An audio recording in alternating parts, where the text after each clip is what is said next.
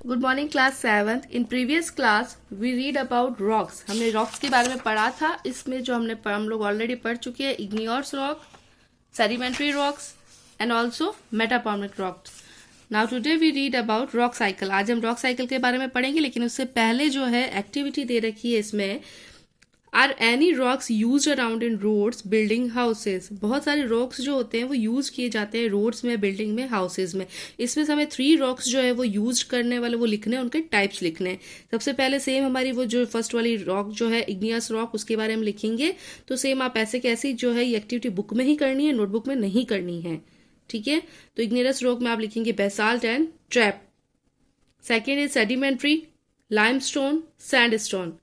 Third, metamorphic, marble and slate. Okay. Now is rock cycle. हम ये देख सकते हैं कि ओल्ड रॉक्स जो होती है वो चेंज होती है नई रॉक्स के अंदर। तो ये जो एक स्लो बट कंटिन्यूसली जो है प्रोसेस होता रहता है। मैग्मा जो होती है वो लिक्विड रॉक मटेरियल होती है जो धीरे धीरे कूल डाउन हो जाती है और सॉलिड फाइल से इनटू सॉलिड इग्नियस रॉक और उसके साथ ही अर्थ के सरफेस के ऊपर होती है, ठीक है।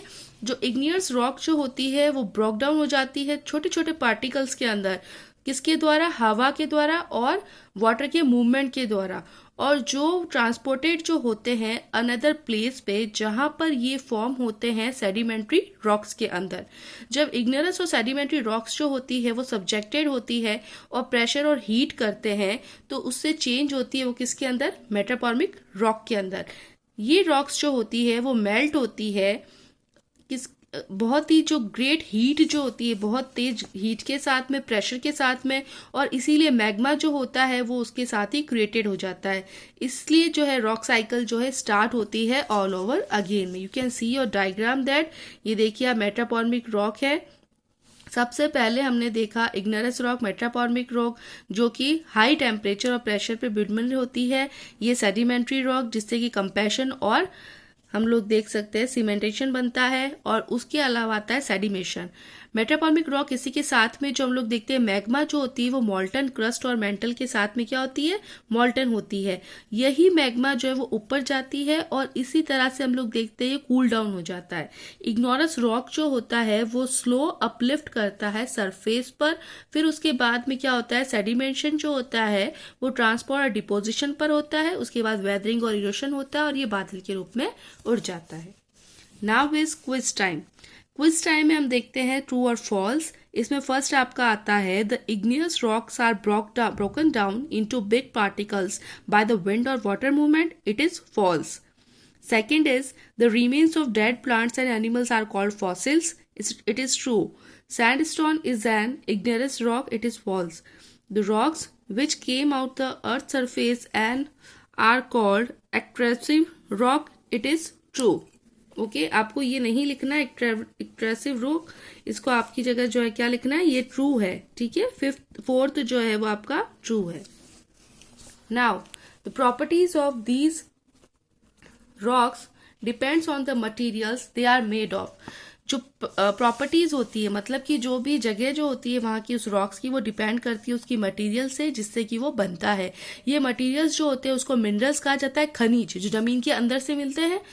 रॉक जो होती है चट्टान, वो एक और बहुत सारे मिनरल्स के साथ में रहती है। रॉक में है उसके पास में बहुत सारे एक और उससे ज्यादा भी मिनरल्स होते हैं। मिनरल्स जो होते हैं वो प्रेजेंट होते हैं रॉक के अंदर नेचुरली, प्राकृतिक रूप से होते हैं, और ये जो आइडेंटिफाइड किए जाते हैं उनके फिजिकल प्रॉपर्टीज के साथ में और केमिकल कंपोजिशन के साथ में कि उसका केमिकल कंपोजिशन कैसा है। वी गेट मेटल्स और केमिकल्स फ्रॉम मिनरल्स। हम जो है मेटल्स और केमिकल्स जो वो मिनरल से प्राप्त करते हैं। एक मिनरल जो होता है वो 2 और 3 सिंपल सब्सटेंस होता है जिसको हम लोग एलिमेंट्स कहते हैं। रॉक जो कि लार्ज अमाउंट पर मिनरल के साथ में होती है उसको हम लोग कहते हैं ओरे। सच कुछ रॉक्स जो होती है वो माइंडेड होती है प्रॉकरिंग के लिए, प्रॉकरिंग दैट मिनरल, यानी मिनरल को जो जिस तरह से हम लोग माइंड करते हैं, बाहर निकालते हैं। कुछ रॉक्स ऐसी होती है जो माइंड कर लेती है मिनरल को। मिनरल्स जो होते हैं वो ग्रेट इकोनॉमिक वैल्यू के होते हैं, खनिजों की बहुत ज्यादा जो है वैल्यू होती है। उनकी इंपॉर्टेंस से पता लगाया जाता है उनके फैक्ट के बारे में कि डिफरेंट एजेस जो होती है, हिस्ट्री यानी कि हमारे मैन की हम लोग पहले पढ़ चुके हैं 6th क्लास में। अलग अलग जो डिफरेंट एजेस जो होते हैं तो उसके आधार पर जो है मिनरल्स मिलते हैं। Iron age, copper age, bronze age, ये हम लोग 6th क्लास में जो है ऑलरेडी पढ़ चुके हैं। We can classify minerals into 2 broad types, metallic and non metallic. हम लोग जो है मिनरल्स को क्लासीफाई कर सकते हैं 2 ब्रॉड टाइप्स में, मेटालिक और नॉन मेटालिक में। Now is metallic minerals. Metallic minerals जो होते हैं वो पाए जाते हैं इग्नियस एंड मेट्रापॉर्मिक रॉक्स के अंदर। एक मेटल जो होता है वो प्रेस्ड करता है वायर्स और शीट्स पे।